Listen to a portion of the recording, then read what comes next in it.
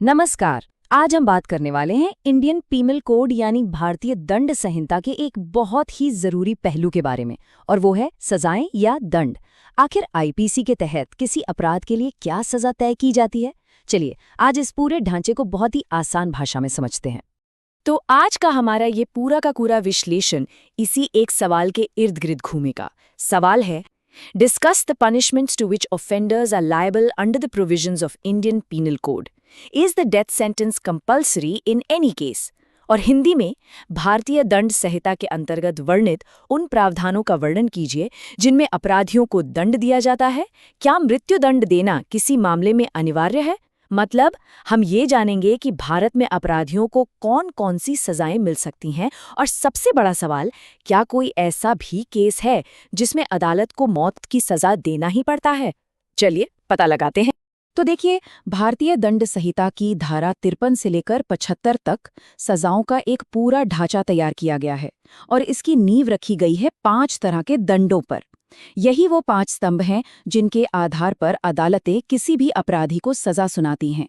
ये हैं, सबसे पहले मृत्युदंड, दूसरा आजीवन कारावास, तीसरा है कारावास जिसके अंदर भी 3 प्रकार हैं, कठोर, साधारण और एकांत, चौथा है संपत्ति की जब्ती, और 5वां है जुर्माना। तो चलिए शुरुआत करते हैं सबसे पहली और सबसे कठोर सजा से, जिसे अंतिम सजा भी माना जाता है, मृत्युदंड। हमारे कानून में मौत की सजा हर किसी अपराध के लिए नहीं है। ये सिर्फ रेयरेस्ट ऑफ द रेयर यानी विरले से भी विरले मामलों के लिए रखी गई है। ये वो अपराध हैं जो इतने भयानक होते हैं कि वो सिर्फ एक इंसान के खिलाफ नहीं बल्कि पूरे समाज की आत्मा के खिलाफ माने जाते हैं।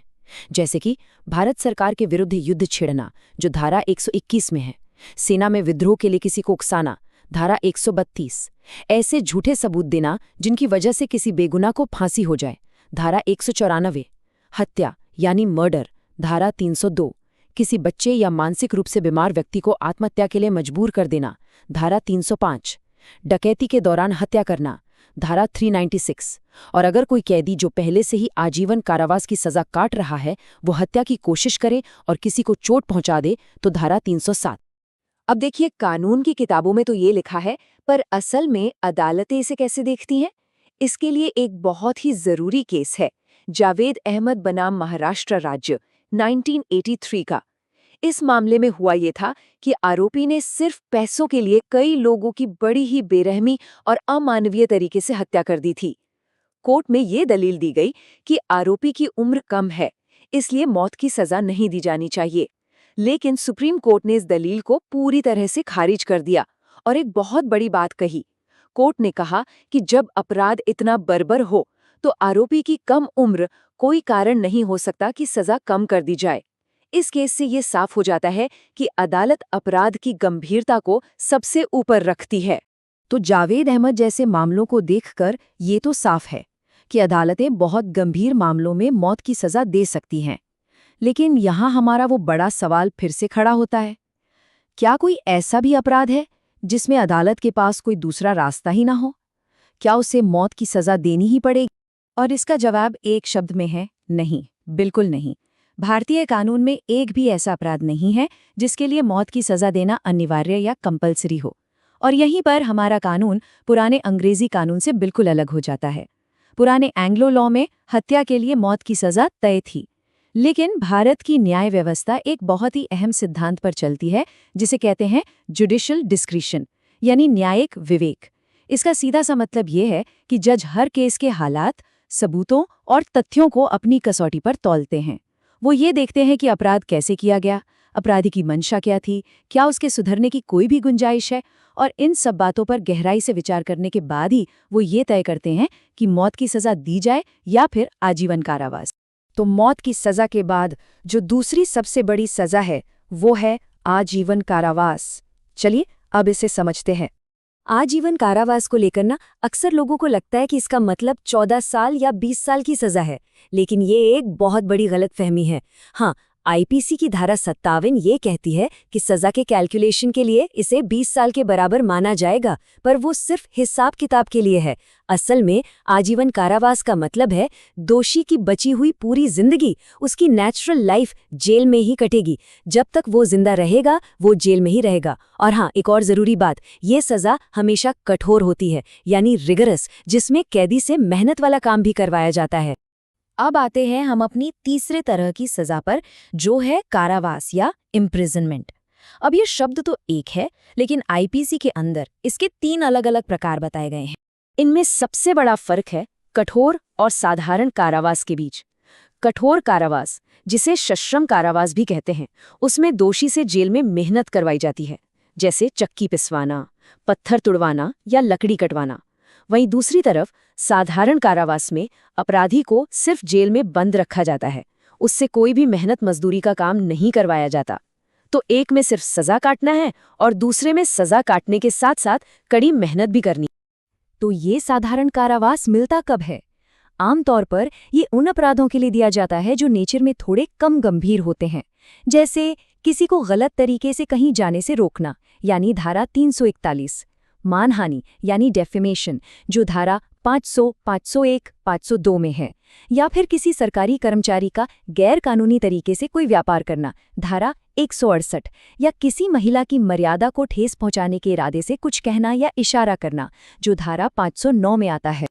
अब आते हैं कारावास के तीसरे और एक बहुत ही खास रूप पर। इसे कहते हैं एकांत कारावास या सॉलिटरी कन्फाइनमेंट।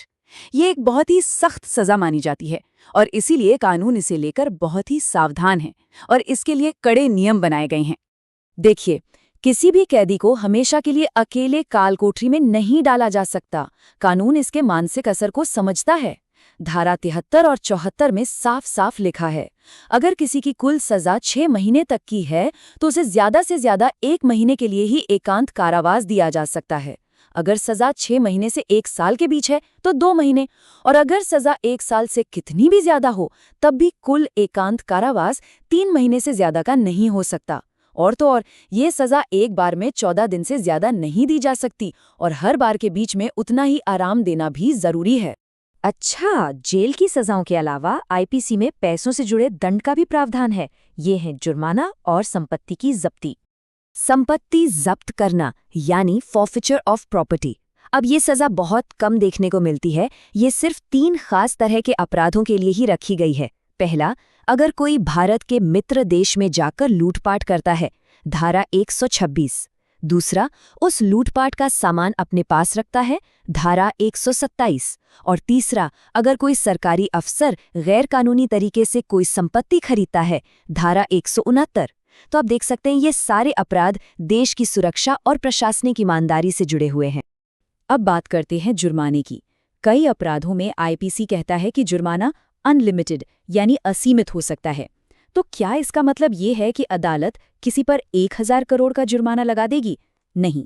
कानून में एक बहुत जरूरी सिद्धांत है कि जुर्माना कभी भी एक्सेसिव यानी बहुत ज्यादा नहीं होना चाहिए।